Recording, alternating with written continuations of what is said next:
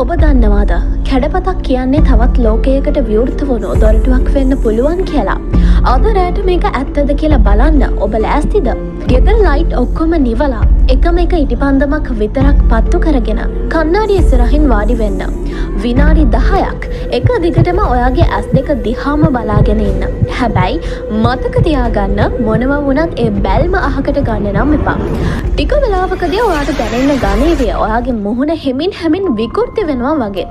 ඇස් දෙක අඟුරු වගේ කළු වෙලා නාදුනන රූපයක් ඔයා දිහා රවලා බලනවා වගේ පෙනෙන්න ගනිවි. සමහර විට කණ්ණාඩිය ඇතුලේ ඉන්න අනිත් ඔබ ඔයාටත් කලින් ඇසිපිය හෙලනවා ඔයා දකීවි. අපේ පැරණි මිනිස්සු කියන්නේ කැඩපතක් ඇතුලේ අපේ ආත්මේ තවත් අඳුරු පැත්තක් හැංගිලා ඉන්නවා කියලා. විද්‍යාවෙන් මේකට ට්‍රොක්ස්ලර් ඉෆෙක්ට් එක කියලා කියනවා.